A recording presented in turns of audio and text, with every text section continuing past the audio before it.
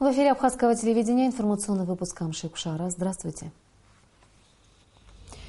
Сегодня в выпуске о проблемах реализации инвестпрограммы. Премьер-министр Беслан Барцыц провел выездное совещание в Гагре.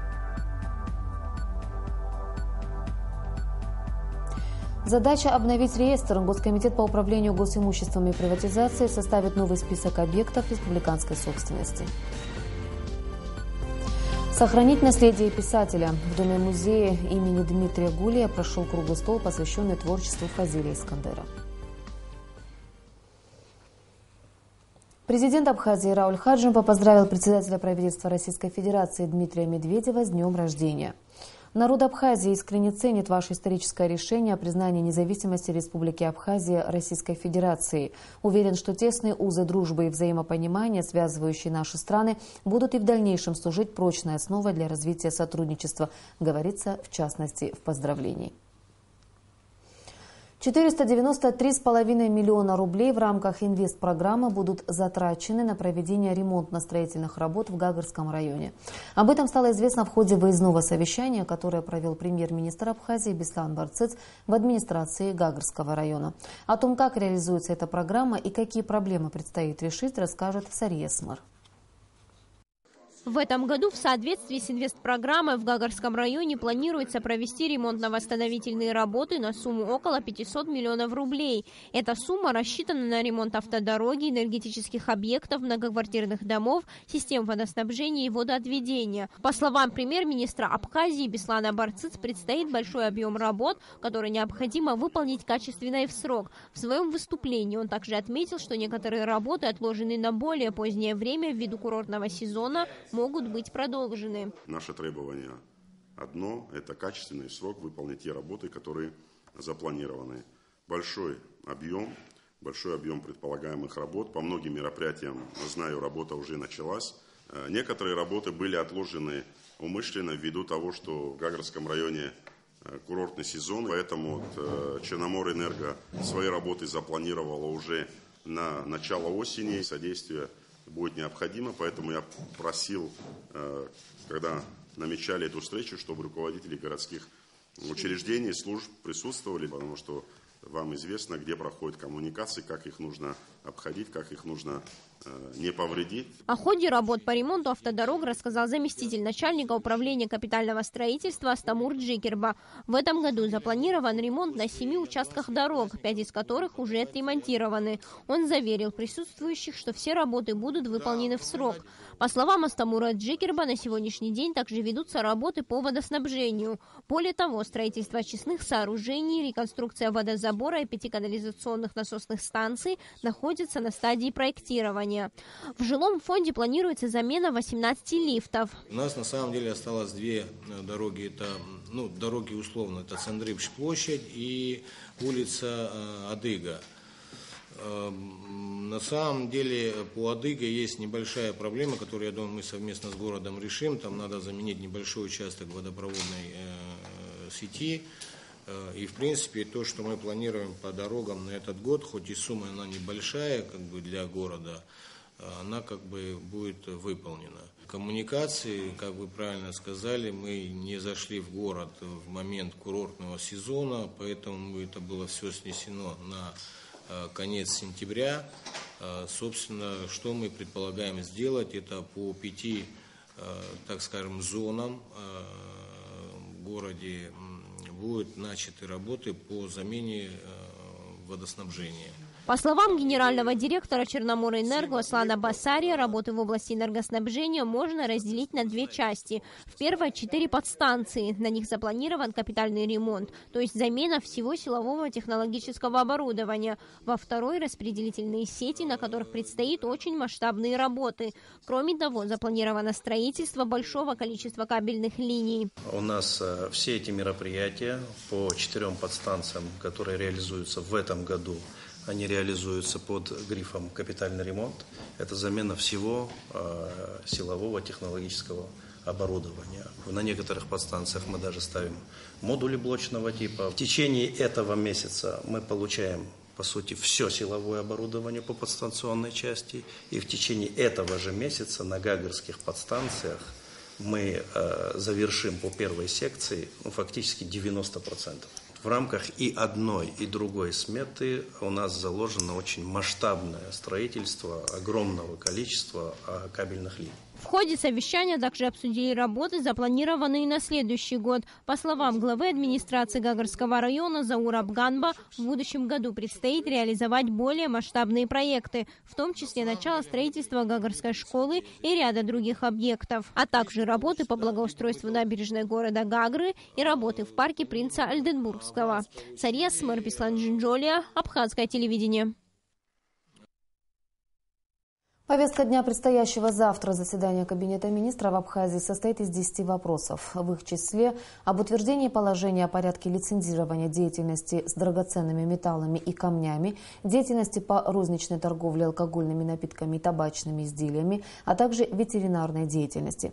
Правительство планирует рассмотреть и утвердить положение об осуществлении государственного энергетического надзора, передаче части жилого городка Чумчирского морского порта в собственность администрации района и ряд других вопросов. Комментарий МИД Абхазии по поводу высказываний Владимира Жириновского. На состоявшейся 14 сентября в пресс-центре ТАСС пресс-конференции лидер ЛДПР Жириновский в ответ на вопрос грузинской журналистки, касающийся абхазо-российских отношений, позволил себе ряд неприемлемых высказываний в адрес Республики Абхазия. В частности, Жириновский заявил: «Позиция ЛДПР – никому не помогать, никаких республик нигде. То мы загнали Абхазию в Грузию, то мы оторвали ее оттуда. Либо сами пусть развиваются не за счет российских средств, либо пусть входят в состав России, или пусть возвращаются в другой какой-то регион». Подобные высказывания депутата Государственной Думы лидера ЛДПР, к сожалению, появляются не впервые. Приходится напомнить Владимиру Жириновскому, что Российская Федерация признала государственный суверенитет Республики Абхазия 26 августа 2008 года и установила с ней дипломатические отношения, отмечается в комментарии МИД Абхазии. Союзнические отношения между Абхазией и Россией, основанные на взаимных интересах двух стран, в первую очередь в сфере безопасности, строятся на прочном правовом фундаменте и успешно развиваются. Убеждены, что абхазо-российские межгосударственные отношения не могут являться предметом политических спекуляций и что подобные крайне недружественные выпады в адрес Республики Абхазия не повлияют на интенсивно развивающиеся дружественные отношения между нашими странами, подчеркивается в комментарии МИД Республики Абхазия.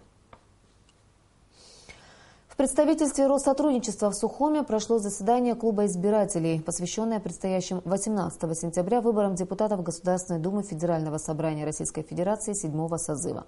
Во встрече приняли участие чрезвычайный и полномочный посол Российской Федерации в Республике Абхазия Семен Григорьев, вице-премьер Беслан Эшба, председатель партии «Единая Абхазия» Сергей Шамба, а также представители общественных и политических организаций республики.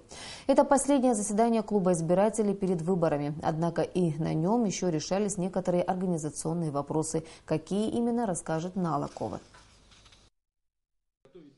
Для клуба избирателей эта встреча далеко не первая. Здесь собираются, чтобы обсудить проблемы, возникающие в ходе подготовки к выборам в Государственную Думу Российской Федерации и пути их решения. Вице-премьер правительства Беслан Эшба, курирующий вопросы подготовки к выборам, высказал пожелание, чтобы граждане России, постоянно проживающие в Абхазии, приняли активное участие в голосовании. Хотелось бы, что граждане России, которые проживают в Абхазии, приняли в нем активное участие. Условия все созданы с помощью посольства Российской Федерации, со стороны абхазских властей. Максимальное содействие оказывается, чтобы был свободный доступ, чтобы каждый смог сделать свой выбор сознательно, понимая, что и акценты тоже надо правильно расставлять ввиду той ситуации, которая у нас есть сегодня, ввиду нашей признанности со стороны Российской Федерации. То есть избиратель, каждый должен для себя сделать точный и недвусмысленный выбор, что он хочет видеть завтра, послезавтра и в ближайшую перспективу. Вице-премьер также подчеркнул, что на избирательных участках будут выдавать 2 бюллетеня по партийному списку и по одномандатным округам. По словам посла России в Абхазии Семена Григорьева, на предстоящих парламентских выборах максимально увеличивается количество членов участковых избирательных комиссий. Семен Григорьев также отметил, что избиратели должны иметь представление о кандидатах, которые баллотируются. Существует определенная недоработка со стороны Центральной избирательной комиссии России, со стороны тех территориальных избирательных комиссий, к которым прикреплены наши избирательные участки. Сейчас из 9 избирательных участков такую рекламную информацию получил только один участок в 10-й школе. Мы сейчас предоставили эти материалы администрации города Сухум, и они по возможности по Сухуму будут расклеивать эту информацию. Сейчас мы пытаемся в экстренном порядке получить хотя бы в электронной форме материалы по остальным 8 избирательным участкам. Будем их в типографии распечатывать и тоже раздавать администрациям районов. Так что надеемся, что к воскресенью избиратели будут иметь представление о том, за кого они будут голосовать. Как известно, 18 сентября в различных районах республики откроются 9 избирательных участков. Однако в числе районов отсутствует Гулрипшский. Вице-премьер Беслан Эшба пояснил, что для жителей этого района, желающих принять участие в голосовании, будет предоставлен транспорт, на который доставит их до ближайшего избирательного участка. Всем главам администрации дано указание максимально, насколько есть местные районные транспортные подразделения, и помимо этого еще частный найм тоже предусматривается для всех тех, кто захотят поехать. Такое указание есть, это представитель Гулрипского района подтверждает. Такая возможность организована со стороны абхазского руководства. Также может быть использовано выездное голосование для тех, кто не в состоянии самостоятельно явиться на избирательный участок. На Алакове Роберт Ломия, Абхазское телевидение. Жители Абхазии высказывают свое мнение о предстоящих выборах в Государственную Думу, в которых имеют право принимать участие граждане России, постоянно проживающие в Абхазии. 18 сентября 2016 года – это важный день в истории России и в истории Абхазии, потому что те граждане Абхазии, которые проживают в России, являясь российскими соотечественниками, российскими гражданами, они тоже придут на участки. И я обращаюсь к всем проявить свою гражданскую позицию. И, пожалуйста, придите на участки и проголосуйте за того депутата, кандидата в депутаты, которого вы считаете близким к Абхазии. Мы знаем то, что стратегическая линия Абхазии – это линия на взаимодействие, на сотрудничество с Россией, потому что Россия – наш стратегический партнер. Россию мы любим, и прошу вас, придите, пожалуйста, на участки и проголосуйте. В 1991-1992 годах развалился Советский Союз. И тот, кто помнит, что в это время Абхазия объявила о суверенитете. Зато команда во главе с Ельциным, и же с ним Черномырдин и Козырев объявили Абхазии блокаду. Мало того, что мы пережили войну, нам еще досталась и блокада. Люди ничего не имели. Через границу не пускали мужчин. И женщины это все вынесли на своих плечах. Вскоре Путин снял блокаду, благодаря тому, что его поддерживал народ. Мы должны показать, что мы солидарны с Россией. Неважно, за кого вы голосуете, за Единую Россию, за коммунистов. Приходите на выборы, приходите. В Государственном комитете по управлению государственным имуществом и приватизации в ближайшее время займутся реестром госсобственности. Именно такую задачу поставил председатель Госкомитета Вахтанг Пипия на состоявшемся сегодня рабочем совещании с сотрудниками комитета, представителями районных БТИ, руководителями отделов по землеустройству районных администраций. Чем вызвано такое решение, расскажет Рената Шакая. На сегодняшний день перед Госкомитетом по управлению государственным имуществом и приватизацией стоит непростая задача. Для того, чтобы знать, каким имуществом обладает Госкомитет по приватизации, новым председателем Госкомитета Вахтангом Пипия была поставлена задача перед сотрудниками провести реестр госсобственности, так как существующий список объектов госсобственности устарел. По словам Вахтанга Пипия, с 2002 года, когда было принято постановление правительства, регламентирующее деятельность Госкомитета по приватизации, много много что изменилось. Какие-то объекты приватизированы, какие-то остаются в госсобственности, какие-то находятся в ведении местных властей. Чтобы четко определить принадлежность объектов, по мнению Вахтанга Пипия, и надо составить новый реестр. А для этого необходимо внести изменения в 117-е постановление правительства, в частности, в определенное приложение, которое, по мнению специалистов, устарело. Эти списки, они все уже устарели. И поэтому это 117-е постановление на сегодняшний день не отражает весь перечень объектов, которые закреплены за районами. Очень сложный вопрос. Когда мы обсуждали 117-е постановление, мы решили все-таки поэтапно его разбить. Председатель Государственного комитета по управлению государственным имуществом и приватизации Абхазии Вахтанг Пипия поставил задачу перед сотрудниками до конца года обновить списки объектов госсобственности. В ходе совещания был обсужден и ряд других вопросов по приватизации государственной собственности и по управлению госсобственности. Рената Шака, Тимур Гугохи, Абхазское телевидение. Еще раз о Фазиле Искандере, о творчестве великого писателя, о том, как нам сохранить наследие русского классика, говорили сегодня в Доме-музее Дмитрия Гулия. Собравшиеся здесь ученые, литераторы, журналисты, общественные деятели высказывались о значимости духовного наследия Фазиля Искандера.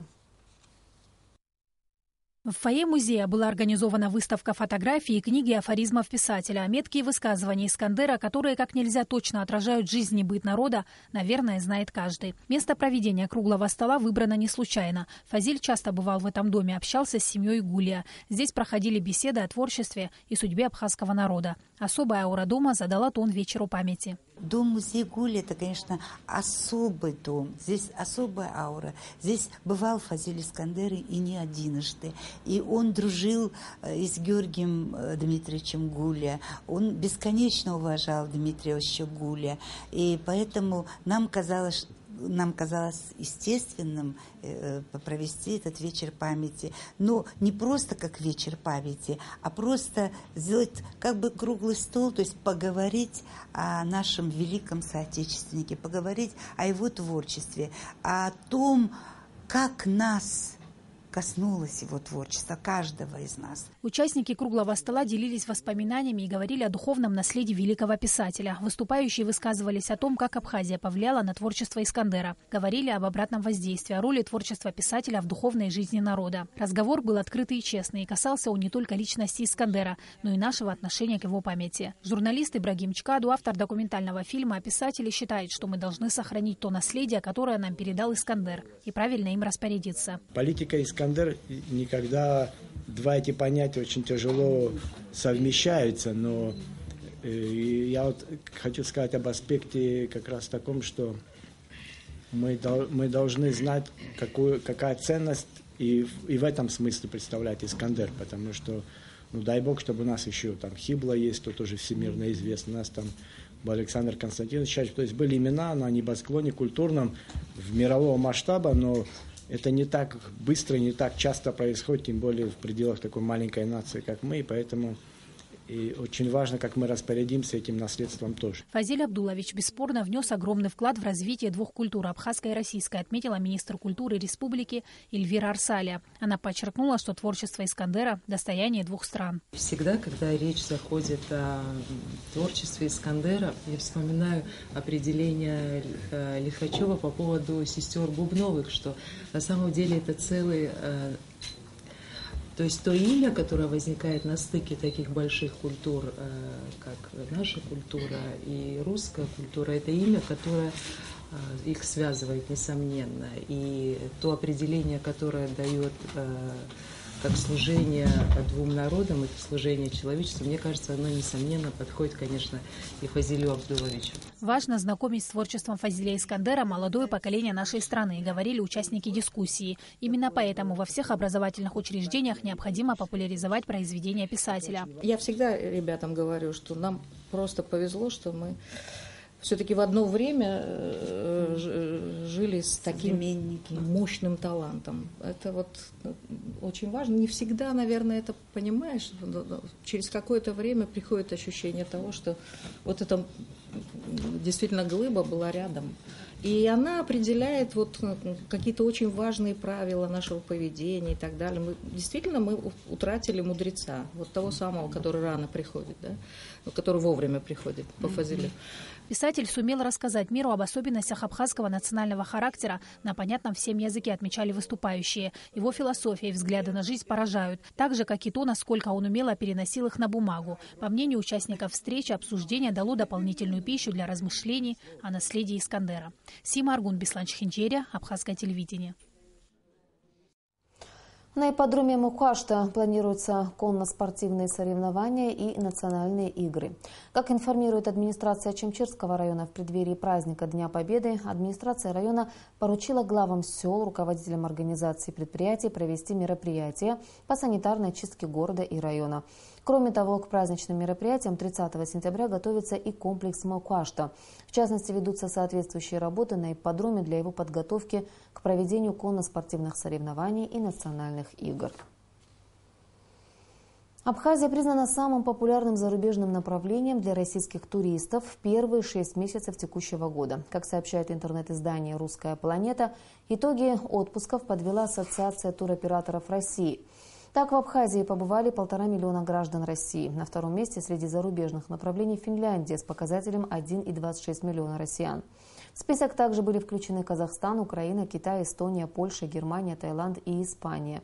Среди российских направлений популярными остаются Крым, где отпуск провели порядка 4 миллионов туристов, и Краснодарский край, где за 8 месяцев 2016 года отдохнули около 12,5 миллионов человек.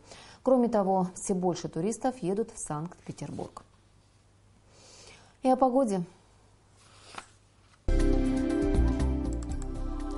По сообщению гидрометеослужбы, завтра в Абхазии ожидается переменная облачность, ночью и утром временами дождь с грозой. Днем погода прояснится. Температура воздуха ночью плюс 17-19, днем плюс 25-27 градусов.